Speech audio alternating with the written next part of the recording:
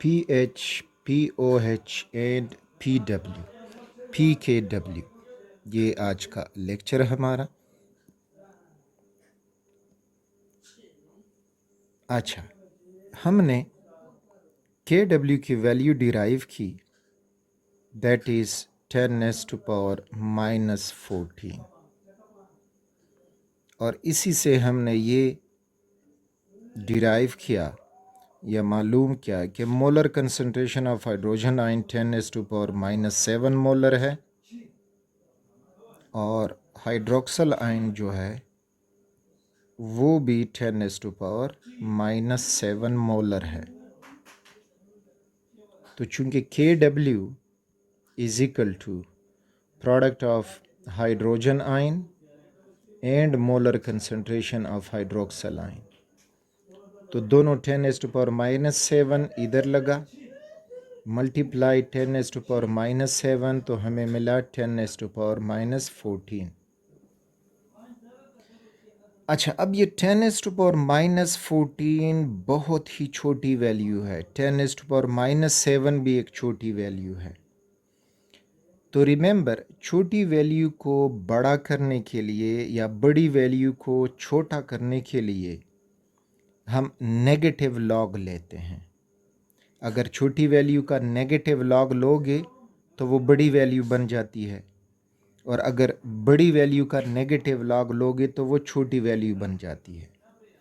तो ये चूँकि बहुत छोटी वैल्यूज़ हैं, तो लिखने में, याद रखने में आसानी नहीं दे रहे, तो आसानी के लिए सोरेनसन ने एक स्केल की शक्ल में इनको डिफाइन किया।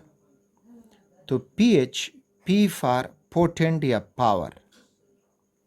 तो pH क्या है, इसका डेफिनेशन ही मैथमेटिकल फॉर्म में negative log of molar concentration of hydrogen ion, तो ये हो जाता है pH। pOH अब क्या होगा, pOH पावर ऑफ या हाइड्रोक्सल आयन पावर, तो pOH is equal to negative log of hydroxyl ion molar concentration, और PKW is negative log of KW। तो इन वैल्यूज़ की अगर हम नेगेटिव लॉग लेते हैं तो pH बन जाएगा negative log hydroxyl ion, pOH बन जाएगा नेगेटिव लॉग KW, जो है वो PKW बन जाएगा। तो देखते हैं नेगेटिव लॉग, इसमें वैल्यूज़ लगाएं। तो इसमें अगर वैल्यूज़ लगाएंगे तो नेगेटिव लॉग और हाइड्रोजन का मोलर कंसंट्रेशन 10⁻⁻7 है।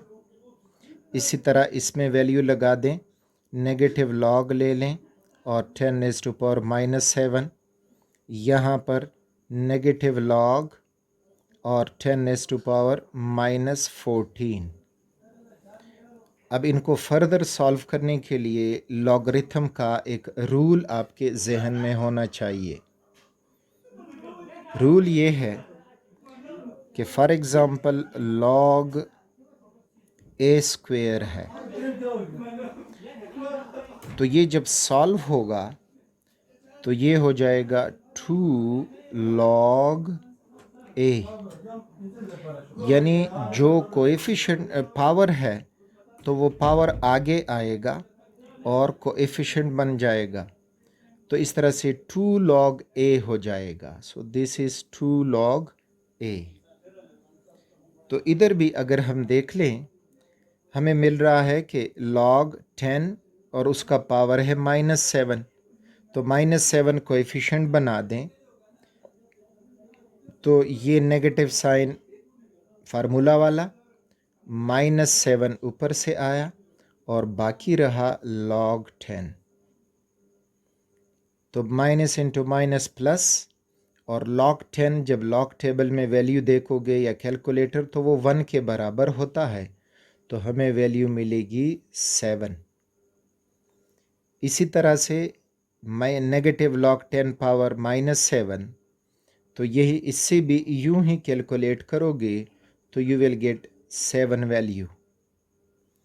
और इस तरह नेगेटिव लॉग 10⁻⁻14, तो माइनस फार्मूले वाला और -14 जो पावर था कोएफिशिएंट बना और log 10, तो minus into minus plus, log 10 is 1, तो यू आर गेटिंग 14।